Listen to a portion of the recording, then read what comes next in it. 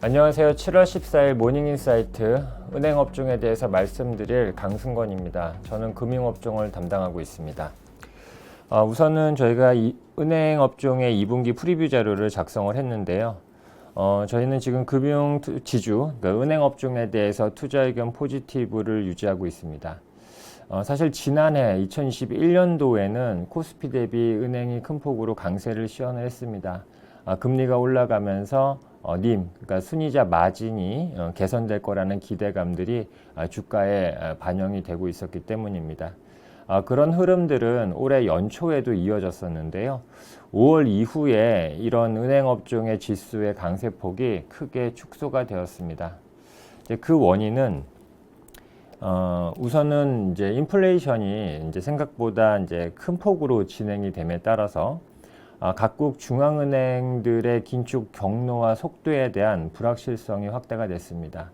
물론 금리가 올라간다라는 측면은 님 기준으로는 좋습니다. 하지만은 현재의 이제 시장의 상황은 이런 님 상승보다는 경기 둔화, 즉 경기가 둔화되면 결국 차주들, 그러니까 돈을 빌리신 분들이 돈을 제대로 갚지 못하거나 아니면 경기가 악화가 돼서 사업 쪽에서 부실이 발생을 한다거나 해서 충당금이 확대될 수 있다라는 우려로 확산되고 있는 상황이다라고 보시면 될 것 같고요. 두 번째 이유는 이제 감독 당국이 경쟁 확대를 유도하고 있습니다. 은행들이 지금 현재 시연하고 있는 림을 월별로 은행연합회에 이제 공시를 하도록 한 건데요. 결국 직접적인 통제가 아닌 은행들의 자율적인 경쟁을 통해서 예금금리는 좀 더 빨리 올리고 대출금리는 좀 더 천천히 올리도록 유도를 하는 거죠. 이로 인해서 금리 상승 효과가 우리가 기대하고 있는 림 개선에 충분히 반영되지 못할 수 있다라는 우려가 있고, 마지막으로 지금 경기 상황들은 이제 굉장히 우려가 지금 많은 상황입니다. 이제 그러다 보니 은행들은 이제 향후에 생길 수 있는 이 경기 둔화에 대비하기 위해서 충당금을 보수적으로, 즉 많이 적립을 해야 되고요. 그 측면은 이제 결국 저희가 기대했었던 이익 성장을 일정 부분 상쇄하는 영향을 미칠 걸로 생각을 하고 있습니다. 마지막으로는 뭐 환율에 따른 수급 영향, 그리고 대출 성장 둔화, 이런 부분들이 최근에 은행 업종의 주가 하락의 배경이었다라고 보시면 될 것 같습니다.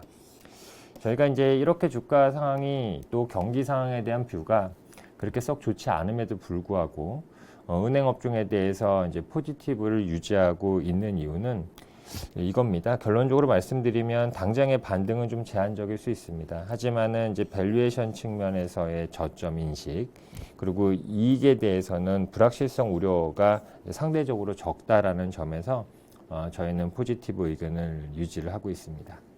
이 부분에 대해서 조금 더 자세히 말씀을 드리면, 지금 현재 지방은행 금융지주의 PB는 0.2배, 시중은행 금융지주는 0.3배 수준입니다. 이제 매우 낮죠. 그러면 이제 이렇게 떨어진 멀티플이 언제 있었느냐를 보게 되면 2015년과 2019년도에 있었습니다. 저희가 이거를 차트를 좀 보고 말씀을 드리는 게 좋을 것 같은데요. 잠시만 기다려 주세요.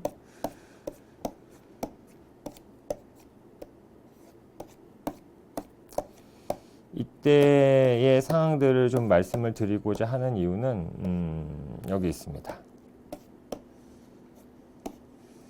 자, 요 PB 수준이 보시면 지금 이 레벨인데, 이제 여기까지 떨어졌던 구간들이 2015년 구간이 있었고, 그 다음에 2018년 구간이 있었어요. 근데 이 두 구간의 특징은 뭐냐면, 이렇게 장단기 금리차가 극소로 축소되었던 구간, 즉 경기 둔화에 대한 우려가 크게 확산되었던 이제 구간이라는 점입니다. 당연히 아직까지는 저희는 장단기 금리차가 좀 벌어져 있는 상황인데, 이제 어제 한국은행에서 50bp의 기준 금리 인상을 하였고, 반면에 이제 따라서 기준금리 인상을 했기 때문에 단기채 금리는 올라가겠죠. 반면에 이제 경기 둔화 우려들은 계속 있기 때문에 장기채 금리들은 이제 하락하는 이제 그런 그림들을 보이게 될 겁니다. 결국 얘가 이제 장단기 금리차가 좀 더 축소될 수는 있겠지만, 이미 주가는 과거에 장단기 금리차가 극도로 축소된 그 구간까지 빠져 있다라는 부분들이 우선은 첫 번째로 저희가 말씀드리고 싶은 내용입니다. 그래서 이제 밸류에이션 측면에서 이제 부담이 적다라는 게 이제 첫 번째일 거고요. 두 번째로는 저희가 이제 경기 둔화에 대한 우려감으로 충당금 부담들이 많아질 거고, 그게 결국에는 저희가 기대했었던 이익의 증가를 제한할 거다라고 말씀을 드릴 수 있는데요. 하지만 이제 그 시중금리 상승에 따른 님 상승은 경쟁을 유도한다 하더라도 불가피한 측면이 존재를 합니다. 특히 한국의 은행 같은 경우에는 유급을 예금 비중이 높고 대출도 금리 연동형 대출 비중이 높아요. 이제 그러다 보니까 아무리 경쟁 유도를 통해서 어떤 대출 금리가 올라가는 부분들을 축소한다 하더라도 절대 금리 레벨이 올라가게 되면 림은 구조적으로 상승할 수밖에 없습니다. 따라서 이 측면에서 발생하는 이제 이익의 증가분들이 이미 충당금들을 저희가 계속 쌓아놨었다라는 것을 감안을 하면 결국 2023년의 이익 둔화는 제한적일 수밖에 없다라고 생각을 하고 있기 때문입니다. 그 은행 같은 경우에는 지금 현재 이제 당장은 이제 경기 둔화의 우려가 심화되고 있는 상황이기 때문에 주가가 반등하는 폭은 좀 제한적일 수 있어요. 하지만은 결국 긴축이 어느 정도 완화가 되고 그러니까 긴축이 어느 정도 완료가 되고 그 이후에 경기 회복에 대한 기대감들이 좀 발생을 하게 되면 은행주의 낮은 밸류에이션을 감안할 때 주가는 매력적인 상황이다라고 말씀을 드릴 수 있겠습니다. 자, 2분기 실적의 특징은 간략하게 말씀드리면 이익이 전년 동기 대비 3.1% 증가했습니다. 순이자 이익은 이미 전분기 대비 무려 8.4bp나 상승을 하면서 큰 폭으로 증가를 했어요. 근데 앞서서 말씀드렸듯이 경기 둔화에 대한 우려들을 감안을 해서 이번에 충당금을 보수적으로 쌓을 거고요. 시중은행 기준으로는 뭐 1,500억대, 그 다음에 지방은행은 200억에서 많게는 한 400억까지 충당금을 쌓을 걸로 저희는 생각을 하고 있고, 그래서 이렇게 크레딧 코스트가 큰 폭으로 상승을 하면서 이 순이자 이익으로 증가된 부분들을 충당금 적립으로 상당 부분 상쇄할 거다. 이렇게 저희는 생각을 하고 있습니다. 회사별로 이익의 그냥 특징적인 부분만 말씀을 드리면 신한과 하나금융 같은 경우에는 이제 컨센서스와 유사한 수준의 실적이 예상이 되고요. 하나금융 쪽은 이번에 이제 비이자 쪽의 이익이 좀 좋다라는 측면, 물론 이제 비은행 자회사가 많지 않아서 그래요. 이제 이 측면 때문에 컨센을 상회하는 측면이 있고요.